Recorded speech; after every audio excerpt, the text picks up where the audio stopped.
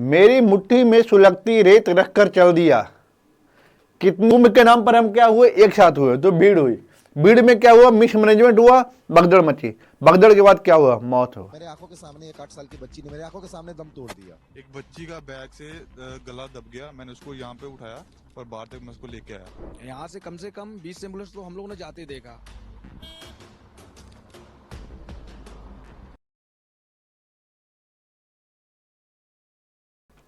मेरी मुट्ठी में सुलगती रेत रखकर चल दिया। कितने कुंभ के नाम पर हम क्या हुए, एक साथ हुए तो भीड़ हुई। भीड़ में क्या हुआ, मिसमैनेजमेंट हुआ, भगदड़ मची। भगदड़ के बाद क्या हुआ, मौत हो। आवाजें दिया करता था ये दरिया मुझे। अगर ये दरिया हम सरकार को मान लें, अब ये रेत जो है, ये जो सरकार द्वारा जो कुंभ के नाम पर जो बुलाया जा रहा है, बहुत बड़े स्तर पे प्रचार किया जा रहा था, सुलगती रेत के रूप में हमारे हाथों में रख दिया, मुट्ठी में रख दिया। अब ये कैसे है, ये दोनों को जोड़ कर देखते हैं। सरकार ने जब ये अनाउंस किया कि कुंभ स्नान होगा, बड़ी संख्या में लोग आएंगे, लगभग 50 करोड़ से ज़्यादा लोग आने की संभावना है इस कुंभ में, तो जब आपको इतनी बड़ी चीज़ें पता था, तो क्या ये व्यवस्था सिर्फ प्रयागराज तक सीमित होना चाहिए था, या विभिन्न राज्यों की सरकारों से आपको समन्वय करना चाहिए था? ये सुविधाएं सुलगती रेत के रूप में हमें क्या मिला? हमने इसके पहले कुंभ में देख चुके हैं कि भगदड़ किस तरह से मचा था। मेरा ये जो थंबनेल इसी को देख लीजिए, कुंभ, भीड़, भगदड़ और मौत। मैं इन सब के बीच में क्या था?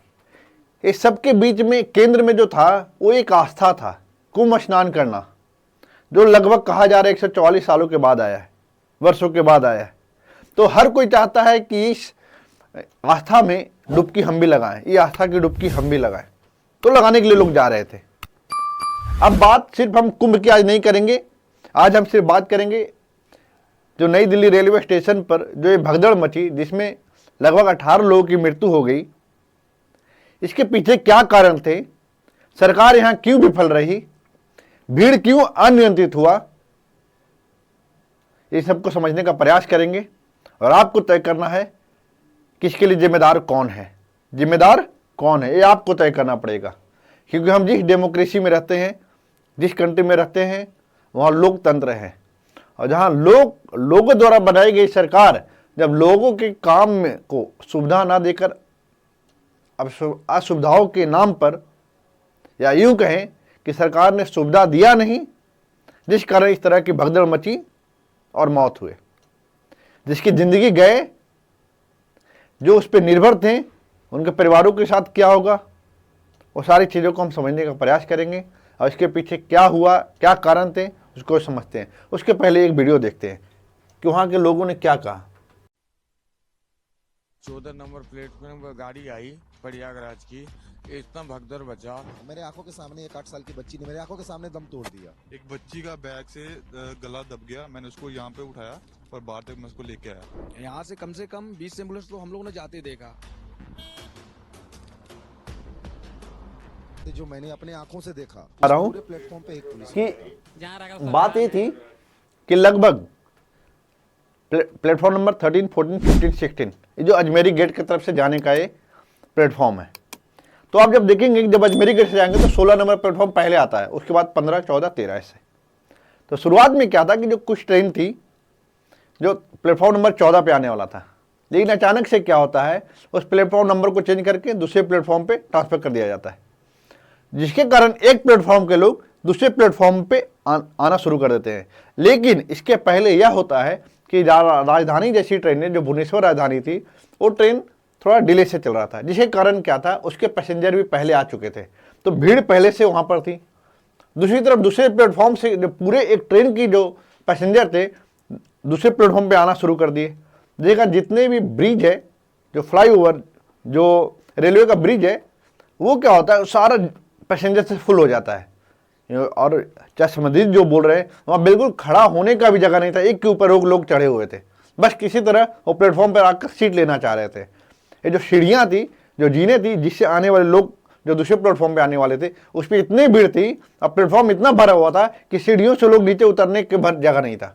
तो सारे सीढ़ियाँ फुल, सारा रेलवे का ब्रिज फुल, सारा प्लेटफॉर्म फुल, और वहाँ कौन नहीं था? जो नहीं था मैनेजमेंट, जो नहीं था रेलवे पुलिस, जो नहीं था अधिकारी, जो नहीं था मैनेजमेंट। सारा कुछ हुआ मिस मैनेजमेंट की वजह से। और एक सबसे बड़ी वजह, सरकार रेलवे अधिकारी ये देख रहे थे कि इतनी बड़ी संख्या में लोगों की भीड़ बढ़ रही है, फिर भी वो टिकट बेचे जा रहे थे, जनरल टिकट वो बेचे जा रहे थे। आपको वहीं पर रोकना था। मैनेजमेंट इसी को तो बोलते हैं। आपके लिए पैसे ज्यादा जरूरी था क्या? किसी की जिंदगी से बढ़कर था क्या? देखिए किस तरह की चीजें हुई है, आपको सामने देखने को मिलेगा। इतनी लाशें कि देखा नहीं जा रहा है, दिल दहला रहा है, भागदड़ के एक बाद का मंजर। अब बताओ, इस तरह से जो ये धुंधला करके दिखाया जा रहा है ताकि आपको ज्यादा प्रॉब्लम ना हो। फिर भी मैं वीडियो दिखाऊंगा ताकि आने वाले समय में आप इस तरह के भीड़ का भाग ना बने। ये देख लीजिए, अब ये देखिए, मैं कुंभ का फोटो लिया हूं। कुंभ के में क्या हुआ था? इसी तरह का तो हुआ था। इतनी बड़ी संख्या में लोग जा रहे हैं, कुछ मिस मैनेजमेंट होता है। वहां भी क्या हुआ था? मिस मैनेजमेंट ही तो था कि एक रोड से दूसरे एक भीड़ आ रही, दूसरे रोड से दूसरी भीड़ आ रही है और स्नान करने की जगह कम। तो मैनेजमेंट वहां भी कमी था। तो वहां क्या हुआ? आप देख लो कपड़े कैसे बिखरे पड़े हैं। इससे भी आपको सीख लेने की जरूरत थी। जहां भीड़ जा रहा है, आस्था के ना, आस्था जिंदगी से बड़ी आस्था नहीं होगा। पहले जिंदगी को रखिए। आप लोग आस्था है उसको घर में भी रख के पूरा कर सकते हैं। आप जिस आस्था की डुबकी लगाना चाह रहे हैं कुंभ के बाद भी लगा सकते हैं, लेकिन इसको जिंदगी से बढ़कर कुंभ स्नान मत रखिए। यह था भीड़ कुंभ स्नान का। इतना देखने के बावजूद भी अगर इस भीड़ में आप भाग बनना चाह रहे हैं तो ये आप सही नहीं कर रहे हैं, क्योंकि और आप अगर हट्टा कट्टा नौजवान हैं तो फिर भी आप इस भीड़ को सस्टेन कर जाएंगे। लेकिन अगर आप बुजुर्ग हैं, किसी बीमारी से ग्रसित हैं, फिर भी आस्था की डुबकी लगाना चाह रहे हैं, तो मैं तो कहूंगा कि आप जिंदगी को एक चैलेंज दे रहे हैं इस आस्था की जगह पर। आप देखिए, अश्विनी वैष्णव ने भी बता दिया, जो हमारे रेलवे मिनिस्टर है, कि डेथ हुआ है स्टैम्पेड में। और फिर दुख व्यक्त करने के अलावा मंत्री के पास होता क्या है? हमने दुख व्यक्त किया और दुख व्यक्त करके अपना पल्ला झाड़ लेते हैं। ये कभी नहीं कहेंगे कि हाँ हमारे रेलवे की कमियां थी, मिस मैनेजमेंट था, ये बिल्कुल नहीं बोलेंगे। एक हमारे रेलवे मिनिस्टर थे लाल बहादुर शास्त्री, जब इस तरह की घटनाएं होती है तो खुद नैतिक ग्राउंड पर त्यागपत्र दे देते हैं। और यहाँ पर त्यागपत्र देने में इनको शर्म आएगी, क्योंकि सरकार की जो आलोचना होगी इन लोगों को बर्दाश्त होगा नहीं। 18 लोग मरे हैं, जिसमें बच्चे और महिलाएं ज़्यादा हैं। देखिए, इस तरह की वीडियो मैं बनाना चाहता नहीं हूँ, चाहे बात वीडियो की हो इस तरह की, भगदड़ में मौत हो जाए। दूसरी तरफ आप देखेंगे कि बलात्कार का वीडियो, कहीं पर नरसंहार का वीडियो, इस तरह का वीडियो मैं बनाना ही नहीं चाहता, लेकिन होता है तो बनाना पड़ता है, मजबूर हूं मैं बिल्कुल नहीं चाहता कि इस तरह का वीडियो बने। भीड़ देखो, फिर भी लोग घुसे पड़े जाएंगे, पूरा अंदर भरा हुआ है, फिर भी लोग चाहेंगे किसी तरह चढ़ जाओ आदमी के ऊपर आदमी। अरे आप भाई वापस आओ ना, आपको भीड़ दिख गया, लग रहा है कि आप सस्टेन नहीं कर पाओगे, वापस आओ। घुसना की क्या जरूरत है अंदर? मोदी जी बहुत बढ़िया लिखे, distressed by the stampede at the New Delhi railway station, my thoughts are with all those who have lost their loved ones, I pray that the injured have a speedy recovery. अब देखिए, दुख व्यक्त कर दिया, दुख व्यक्त करने से हो जाएगा क्या? आप अपने परिवार को खो देंगे, दुख व्यक्त कर देंगे, काम हो जाएगा? देखिए भाई साहब, मैं सभी लोगों को बोलता हूं, आप किसी भी सरकार का समर्थक हो, इतना जान लीजिए, किसी से दुख व्यक्त करने से किसी की जिंदगी वापस नहीं आएगी। आपको करना ही था तो आप अधिकारियों के लिए लिखते, ट्वीट करना था, एक्स पे लिखना था तो आप लिखते हैं, राज्य सरकार को लिखते हैं, रेलवे अधिकारियों को लिखते हैं, यहां पर लिखते हैं कि ताकि जाए, मैसेज जाए कि प्रधानमंत्री भी इस चीज को लेकर बहुत ही ज्यादा दुखी है और वो बिल्कुल नहीं चाहेंगे कि इस तरह की घटनाएं आगे हो। एक बार हो चुका है, दूसरी बार हुआ तो आपका फेलुअर हो। आप केंद्र सरकार में सरकार बनाए हुए हैं तो जिम्मेदारी आपकी बनती है हर एक जनता की जिंदगी को सुरक्षित रखने की, जो आप नहीं रख पाए।